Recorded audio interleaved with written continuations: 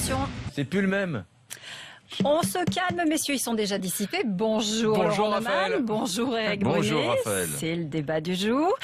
Dites-moi, la gauche a-t-elle tout faux quand elle parle banlieue, Laurent Neumann? La gauche, Raphaël, vous êtes Ouais. sûr que c'est la bonne question? Non, la droite et la gauche, et ça fait 40 ans que ça dure. Je Non, regardais... mais je disais la gauche parce qu'ils y vont. Bien aujourd'hui, sûr, parce en qu'aujourd'hui, banlieue. c'est eux qui ont le pouvoir, c'est eux qui sont au Mureau aujourd'hui pour un conseil interministériel délocalisé. Mais j'ai regardé, vous savez que le premier plan banlieue, c'est 1977. Même Eric, qui est si jeune, ne doit pas s'en souvenir. Je n'étais pas né, Et quand voyez-vous. on fait le total de tout l'argent qui a été dépensé, même la Cour des comptes ne sait pas quoi dire. C'est-à-dire, elle dit 100 milliards, 120 milliards, 150 milliards. On n'en sait strictement rien. Ce qui est sûr, c'est que on fait à chaque fois du rafistolage. Alors, il y a des émeutes, un plan. Il y a des attentats comme en janvier, un plan. Et là, aujourd'hui, on se rend compte que ça va de mal en pis. Et donc, on va encore annoncer 60 mesures de plus. Alors, je vais vous donner mon sentiment. La Oui. droite et la gauche ne sont pas à égalité dans le domaine des responsabilités. Pourquoi?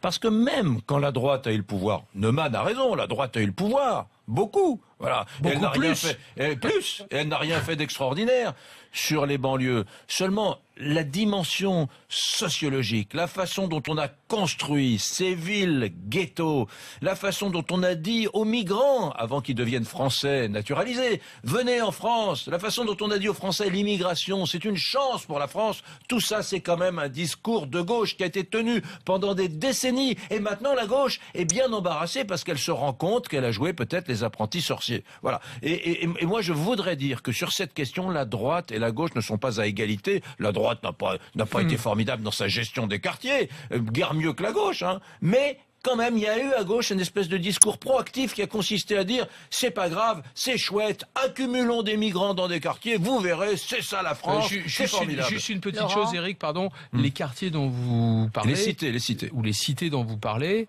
elles datent de quand? 1960. Qui était au pouvoir? Et Qui le les a général de construits? Gaulle. Et quand, en 1977, la droite, encore au pouvoir, dit maintenant ça suffit, il faut déghettoiser, il faut faire tomber ces bars, rénover ces quartiers, etc. C'est encore la droite qui est au pouvoir et elle essaye d'amender la politique qu'elle a Non, mais elle-même menée. Ce que Mais j'essaie de attendez, vous dire, attendez, ce que j'essaie moi, j'aimerais juste une chose, Raphaël. Ce que j'essaie de faire comprendre à Laurent, il ne veut pas le comprendre.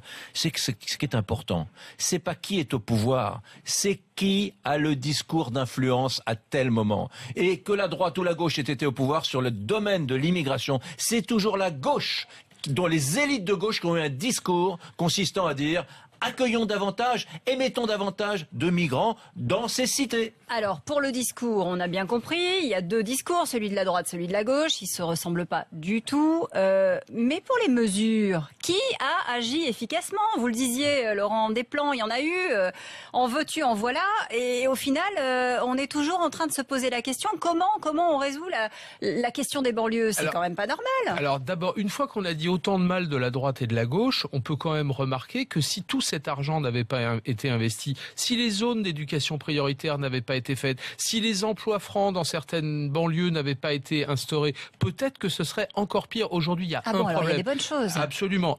Aujourd'hui, il y a un problème et il est majeur.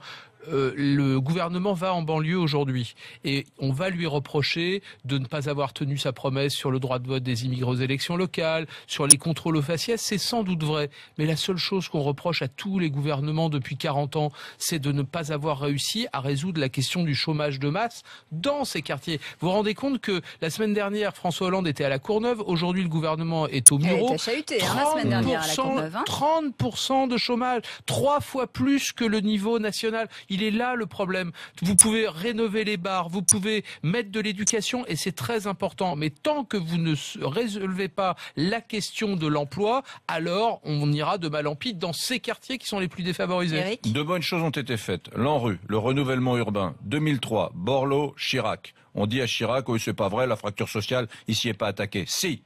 Ce qu'a fait Borloo est extraordinaire. Des milliards qui ont été investis dans 490 quartiers, de Mayotte à Lille, de Strasbourg à Brest, et beaucoup de rénovations urbaines. Des bars ont été détruites, on a résidentialisé, on a amené les transports dans certaines cités, on a construit des jardins, etc. Donc tout ça avec l'argent du contribuable, pas que, mais beaucoup d'argent du contribuable. Mais ça a marché. Mais non, ça n'a pas marché. On a des quartiers qui sont plus beaux, ça a apaisé les choses. On a eu 10 ans de paix sociale. Depuis 2005, il n'y a pas eu d'émeute comme à Clichy-sous-Bois, donc ça a apaisé les choses. Ce que je voudrais dire aujourd'hui, c'est qu'il faut arrêter de solliciter le contribuable. Il y a des solutions très simples, mais on n'ose pas en France les évoquer. C'est la responsabilisation des parents de ces gamins. Aujourd'hui, ce qui se passe à Marseille est très significatif. Il y a des gamins qui ont 10 ans, qui ont 12 ans dans les quartiers nord et qui commencent à faire le guet, qui ramènent un billet de 20 € à la maison. Et pardon, mais il faut appeler un chat un chat. Il y a des parents qui ne sont pas responsables. Je sais que c'est compliqué. Je sais que c'est souvent des familles monoparentales. Je sais qu'on est dans une complexité terrible.